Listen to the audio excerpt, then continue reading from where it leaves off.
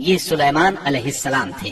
اللہ تعالیٰ نے آپ کو بہت سی خوبیاں اور معجزات عطا فرمائے۔ سورۃ النمل آیت 16 میں ہے، اور داؤد کے وارث سلیمان ہوئے، کہنے لگے لوگوں ہمیں پرندوں کی بولی سکھلائی گئی ہے اور ہم سب کچھ دیے گئے ہیں، بے شک یہ بالکل کھلا ہوا فضل الہی ہے۔ یہاں وراثت سے مراد مال نہیں بلکہ بادشاہت اور نبوت مراد ہے۔ اللہ تعالیٰ نے انہیں ایسا بادشاہ بنایا کہ ساری دنیا میں ان جیسا کوئی نہیں ہوا، آپ سے بڑھ کر بادشاہت بھی کسی کی نہ ہو سکی، کیونکہ خود سلیمان علیہ السلام نے یہ دعا کی تھی کہ الہی مجھے ایسی سلطنت عطا فرما کہ جو میرے بعد اور کسی کے شایان شان نہ ہو۔ کہا کہ اے میرے رب مجھے بخش دے اور مجھے ایسا ملک عطا فرما جو میرے سوا کسی شخص کے لائق نہ ہو، تو بڑا ہی دینے والا ہے۔ بس ہم نے ہوا کو ان کے ماتحت کر دیا، وہ آپ کے حکم سے جہاں آپ چاہتے نرمی سے پہنچا دیا کرتی تھی، اور طاقتور جنوں کو بھی ان کا ماتحت کر دیا، ہر عمارت بنانے والے کو اور غوطہ خور کو اور دوسرے جنات کو بھی جو زنجیروں میں جکڑے رہتے تھے۔ جن سلیمان علیہ السلام کے حکم سے بلند و بالا عمارتیں تعمیر کرتے تھے، دریاؤں میں غوطہ لگا کر ان سے ہیرے جواہرات اور موتی وغیرہ نکالتے تھے۔ دوسرے جو کام عام انسانوں کی طاقت سے زیادہ ہوتے تھے وہ آپ جنوں سے لیا کرتے تھے۔ جو جن آپ کے حکم سے سرتابی کرتے یا شرارتیں کر کے کام میں رکاوٹ ڈالتے یا دوسروں کو تنگ کرتے تو آپ انہیں زنجیروں میں جکڑ کر قید خانے میں ڈال دیتے، اور یہ آپ پر اللہ کی طرف سے بہت بڑا انعام اور احسان تھا، جیسا کہ اللہ تعالیٰ سورۃ صاد آیت 39 میں فرماتے ہیں، یہ ہے ہمارا عطیہ، اب تو احسان کر یا روک رکھ، کچھ حساب نہیں۔ اللہ تعالیٰ نے سلیمان علیہ السلام کو ان پر قبضہ اور اختیار دے دیا اور فرمایا اب آپ کی مرضی، آپ انہیں سزا دیں یا درگزر کریں، کسی کو کچھ دیں یا روک لیں، آپ کے لیے سب کچھ جائز ہے۔ دوسرے مقام پر اللہ تعالیٰ سورہ سبا آیت 12 میں فرماتے ہیں، اور اس کے رب کے حکم سے بعض جنات اس کی ماتحتی میں اس کے سامنے کام کرتے تھے، اور ان میں سے جو بھی ہمارے حکم سے سرکشی کرے ہم اسے بھڑکتی ہوئی آگ کے عذاب کا مزہ چکھائیں گے۔ اس طرح اللہ تعالیٰ سورہ سبا آیت 13 میں فرماتے ہیں، جو کچھ سلیمان چاہتے جنات وہ تیار کر دیتے، مثلا قلعے، مجسمے اور حوضوں جیسے پیالے اور چولہوں پر جمی ہوئی مضبوط دیگے۔ اے آل داؤد اس کے شکریے میں نیک عمل کرو، میرے بندوں میں سے شکر گزار کم ہی ہیں۔ یعنی جنات سلیمان علیہ السلام کے حکم کے مطابق بڑے بڑے محل، مساجد، قلعے، مختلف مساجد کے ماڈل یا سینریوں کے ماڈل، بڑے بڑے تھال اور اتنی بڑی دیگیں بناتے تھے جو بوجھل اور نقل و حمل کے قابل نہ ہونے کی وجہ سے کسی خاص مقام پر نصب کر دی جاتی تھی، اور یہ آپ پر اللہ تعالیٰ کا عظیم احسان تھا۔ اس کے علاوہ دیگر معجزات سے بھی اللہ تعالیٰ نے آپ کو سرفراز فرمایا تھا، جیسا کہ سورۃ الانبیاء آیت 82 میں اللہ تعالیٰ فرماتے ہیں، اسی طرح بہت سے شیاطین بھی ہم نے اس کے تابع کیے تھے جو اس کے فرمان سے غوطہ لگاتے تھے، اور اس کے سوا بھی بہت سے کام کرتے تھے، ان کے نگہبان ہم ہی تھے۔ یہ تمام اقتدار اللہ تعالیٰ نے آپ کو عطا کیا تھا۔ آپ کے معجزات میں سے ایک معجزہ یہ بھی تھا کہ ہوا آپ کے لیے مسخر یعنی مطیع و فرما بردار تھی۔ اللہ تعالیٰ سورہ صاد آیت 36 میں فرماتے ہیں، بس ہم نے ہوا کو ان کے ماتحت کر دیا، وہ آپ کے حکم سے جہاں آپ چاہتے نرمی سے پہنچا دیا کرتی تھی۔ اللہ تعالیٰ سورۃ الانبیاء آیت 81 میں فرماتے ہیں، اور ہم نے تیز و تند ہوا کو سلیمان کے تابع کر دیا جو اس کے فرمان کے مطابق اس زمین کی طرف چلتی تھی جہاں ہم نے برکت دے رکھی ہے، اور ہم ہر چیز کا علم رکھنے والے ہیں۔ اسی طرح اللہ تعالیٰ سورہ سبا آیت 12 میں فرماتے ہیں، اور ہم نے سلیمان کے لیے ہوا کو مسخر کر دیا کہ صبح کی منزل اس کی مہینہ بھر کی ہوتی تھی اور شام کی منزل بھی مہینہ بھر کی ہوتی تھی۔ دیگر معجزات کی طرح اللہ تعالیٰ نے سلیمان علیہ السلام کو یہ معجزہ بھی عطا فرمایا کہ تیز و تند ہوا کو ان کا تابع فرمان بنا دیا۔ آپ اس ہوا کو جس طرح کا حکم دیتے وہ حکم کی تعمیل کرتی، اور اس طرح آپ ایک ماہ کا سفر چند گھنٹوں میں طے کر لیا کرتے تھے۔ दाऊद अलैहिस्सलाम को तो अल्लाह ताला ने लोहे की ढलाई का काम सिखाया था, जबकि सुलेमान अलैहिस्सलाम को लोहे की ढलाई के अलावा तांबे की ढलाई का फन भी सिखाया। सूरह सबा आयत 12 में अल्लाह ताला फरमाते हैं, और हमने उसके लिए तांबे का चश्मा बहा दिया। इस चश्मे में पानी की बजाय तांबा बहता था।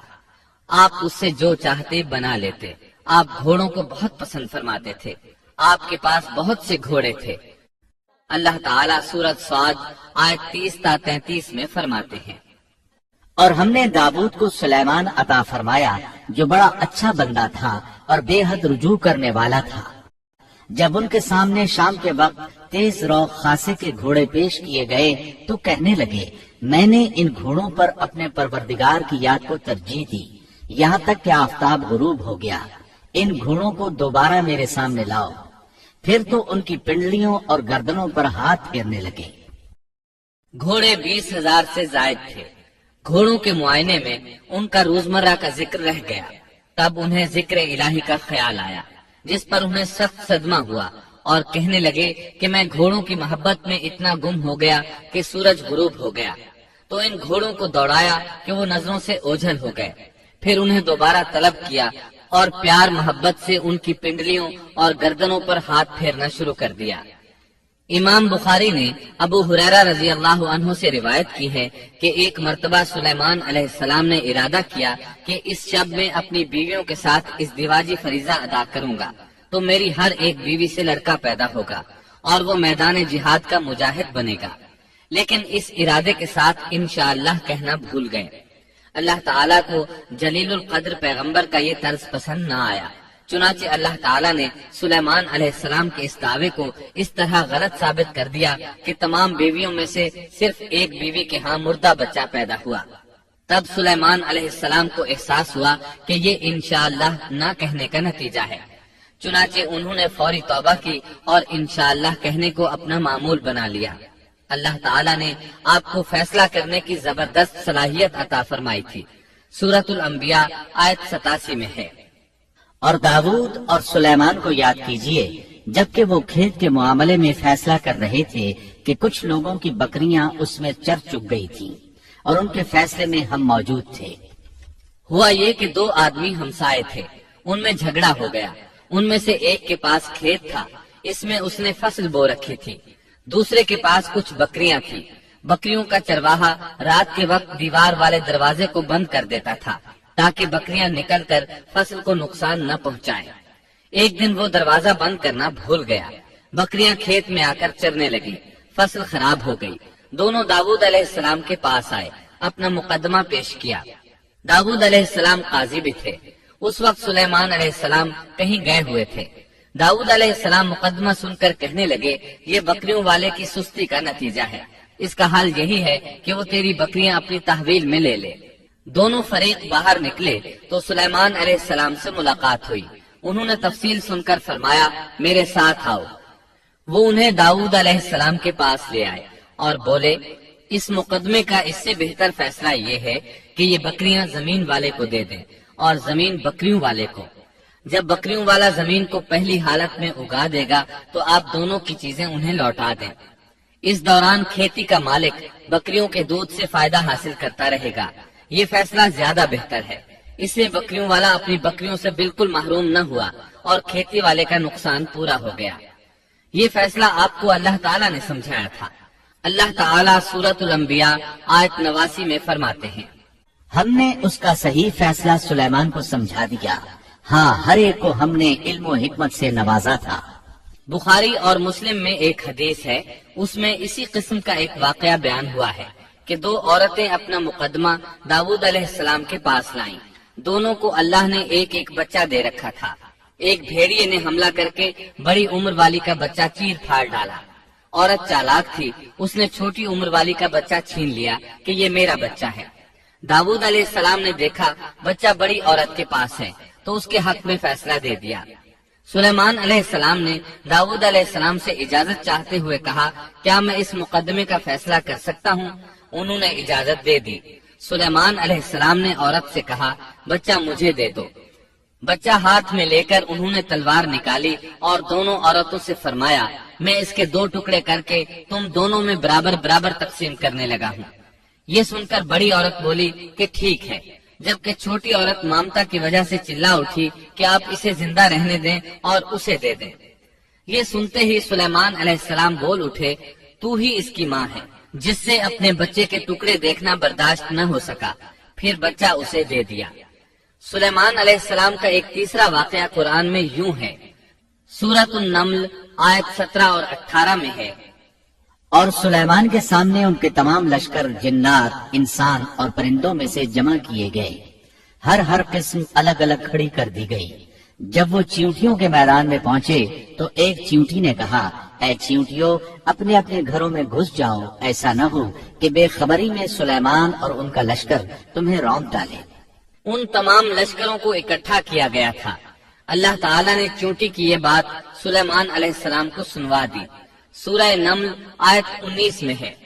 اس کی اس بات پر سلیمان مسکرا کر ہنس پڑے اور دعا کرنے لگے کہ اے پروردگار، تو مجھے توفیق دے کہ میں تیری ان نعمتوں کا شکر بجا لاؤں جو تو نے مجھ پر انعام کی ہیں، اور میں ایسے نیک اعمال کرتا رہوں جن سے تو خوش رہے، اور مجھے اپنی رحمت سے نیک بندوں میں شامل فرما۔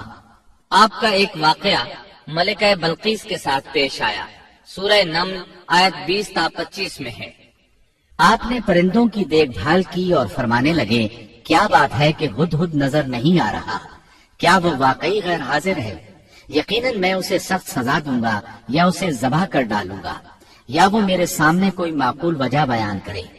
کچھ زیادہ دیر نہ گزری تھی کہ اس نے آ کر کہا، میں ایک ایسی خبر لایا ہوں کہ آپ کو اس کی خبر ہی نہیں، اور میں سبا کی ایک سچی خبر آپ کے پاس لایا ہوں۔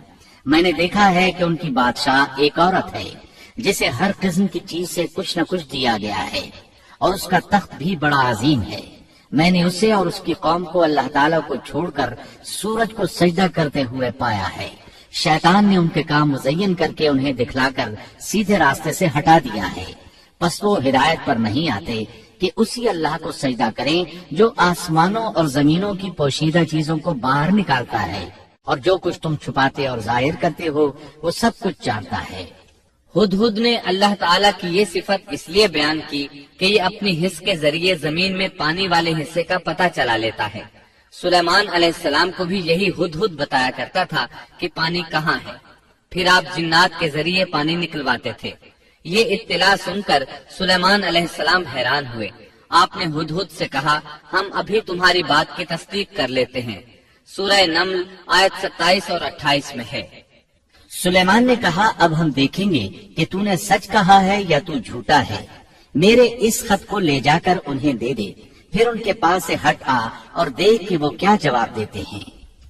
آپ نے ایک خط لکھ کر اسے دیا۔ ہدہد وہ خط لے کر ملکہ بلقیس کے محل پہنچا۔ خط اس کے سامنے گرا کر خود دیوار پر جا بیٹھا۔ خط دیکھ کر ملکہ بلقیس نے کہا، وہ کہنے لگی، اے سردارو، میری طرف ایک باوقت خط ڈالا گیا ہے جو سلیمان کی طرف سے ہے، اور جو بخشش کرنے والے مہربان اللہ کے نام سے شروع ہے۔ یہ کہ تم میرے سامنے سرکشی نہ کرو اور مسلمان بن کر میرے پاس آ جاؤ۔ اس نے کہا، اے میرے سردارو، تم میرے اس معاملے میں مجھے مشورہ دو۔ میں کسی امر کا قطعی فیصلہ جب تک تمہاری موجودگی اور رائے نہ ہو نہیں کیا کرتی۔ ان سب نے جواب دیا کہ ہم طاقت اور قوت والے، سخت لڑنے بھیڑنے والے ہیں، آگے آپ کو اختیار ہے، آپ خود ہی سوچ لیجئے کہ ہمیں آپ کیا کچھ حکم فرماتی ہیں۔ اس نے کہا کہ بادشاہ جب کسی بستی میں گھستے ہیں تو اسے اجاڑ دیتے ہیں اور وہاں کے باعزت لوگوں کو ذلیل کر دیتے ہیں، اور یہ لوگ بھی ایسا ہی کریں گے۔ میں انہیں ایک ہدیہ بھیجنے والی ہوں، پھر دیکھ لوں گی کہ قاصد کیا جواب دے کر لوٹتے ہیں۔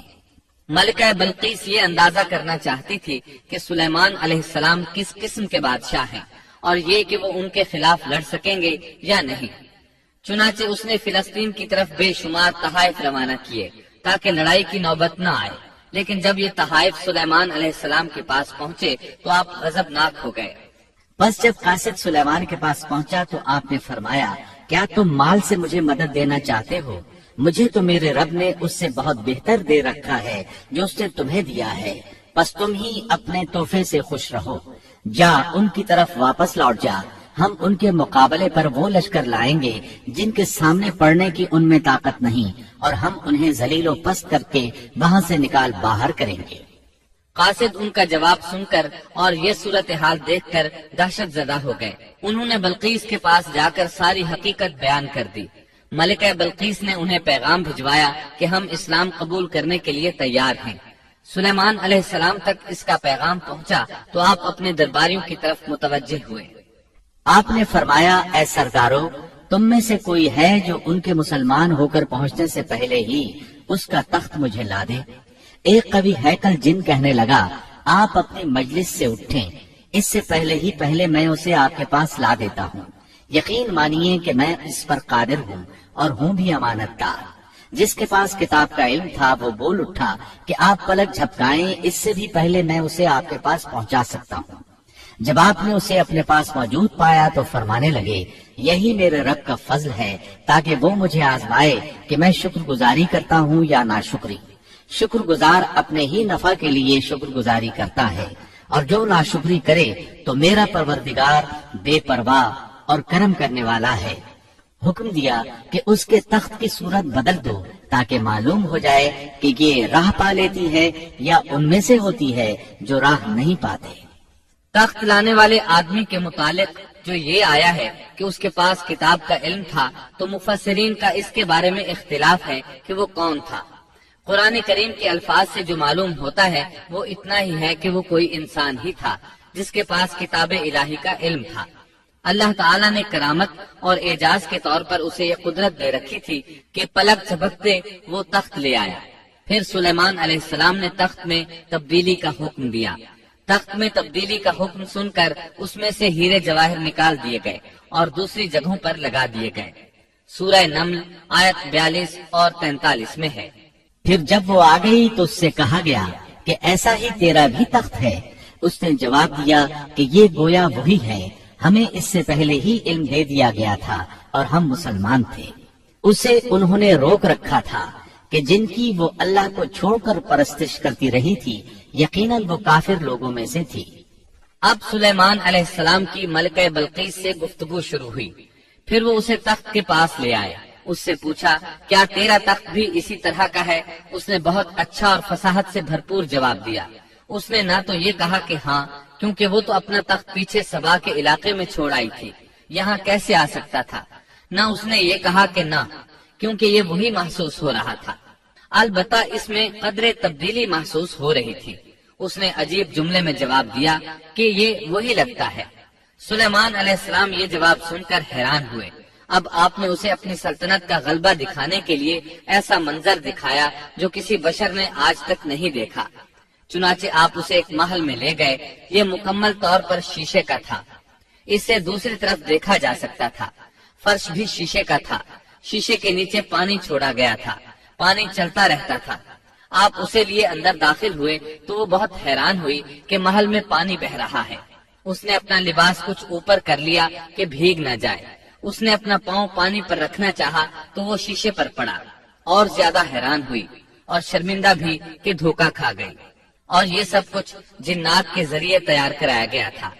سورہ نمل آیت 44 میں اللہ تعالیٰ فرماتے ہیں، اس سے کہا گیا کہ محل میں چلی چلو، جسے دیکھ کر یہ سمجھ کر کہ یہ حوض ہے، اس نے اپنی پنڈلیاں کھول دی۔ سلیمان نے کہا، یہ ایسا محل ہے جس میں نیچے بھی شیشے جڑے ہوئے ہیں۔ کہنے لگی، میرے پروردگار، میں نے اپنی جان پر ظلم کیا، اب میں سلیمان کے ساتھ اللہ رب العالمین کی مطیع اور فرما بردار بنتی ہوں۔ یہ عظیم سلطنت دیکھ کر وہ جان گئی کہ سلیمان علیہ السلام صرف بادشاہ ہی نہیں، نبی بھی ہیں۔ چنانچہ اس نے فوراً ایمان قبول کر لیا۔ سلیمان علیہ السلام کا سب سے بڑا کارنامہ یہ ہے کہ آپ نے مسجد اقصی تعمیر کروائی۔ اس کی پہلی تعمیر یعقوب علیہ السلام نے کرائی تھی۔ صحیح حدیث میں ہے کہ رسول اللہ صلی اللہ علیہ وسلم سے پوچھا گیا، زمین میں کون سی مسجد سب سے پہلے تعمیر کی گئی؟ آپ نے فرمایا، مسجد حرام، یعنی مکہ معظمہ والی مسجد۔ پھر آپ سے پوچھا گیا کہ اس کے بعد کون سی مسجد زمین میں بنائی گئی؟ آپ نے جواب دیا، مسجد اقصی۔ جب بخت نصر نے قدس پر قبضہ جما لیا تو اس نے مسجد اقصی ڈھا دی، لیکن پھر سلیمان علیہ السلام کو اللہ تعالیٰ نے بادشاہت عطا کی تو انہوں نے اثر نو تعمیر کا کام شروع کرایا. اس کے ساتھ ہی انہوں نے ہیکل سلیمانی بھی تعمیر کروایا. یہود آج تک اس کو مقدس سمجھتے ہیں. یہ مسجد اقصی کے بالکل قریب ہے. مسجد اقصی کی فضیلت میں بہت سی روایات ملتی ہیں، جیسا کہ رسول اللہ صلی اللہ علیہ وسلم کا ارشاد ہے، مسجد حرام میں ایک نماز کا ثواب 1,00,000 نمازوں کے برابر ہے. مسجد نبوی میں ایک نماز کا ثواب 1,000 نماز کے برابر ہے، اور مسجد اقصی میں 500 نمازوں کے برابر ثواب ملتا ہے. مسند احمد میں عبداللہ بن عمرو بن عاص رضی اللہ عنہما سے روایت ہے کہ رسول اللہ صلی اللہ علیہ وسلم نے فرمایا، جب سلیمان علیہ السلام نے بیت المقدس کو تعمیر کیا تو اللہ تعالیٰ سے 3 دعائیں مانگی. ان میں سے اللہ تعالیٰ نے 2 قبول فرمائی اور ایک کے بارے میں ہم امید رکھتے ہیں کہ وہ ہمیں ملے گی. انہوں نے پہلا سوال یہ کیا کہ مجھے ایسی حکومت دے جو تیری حکومت کے موافق ہو، یعنی عدل و انصاف کی فراوانی ہو اور کسی پر ظلم و زیادتی نہ ہو. اللہ نے یہ دعا قبول فرمائی. دوسرا سوال یہ کیا، مجھے ایسا ملک عطا فرما جو میرے سوا کسی شخص کے لائق نہ ہو. اللہ تعالیٰ نے یہ دعا بھی قبول فرما لی. تیسرا سوال یہ کیا کہ جو شخص بھی گھر سے نکلے اور وہ مسجد اقصی میں نماز پڑھنے کا ارادہ رکھتا ہو تو وہ اپنے گناہوں سے اس طرح نکل جائے جس طرح کے پیدائش کے دن تھا.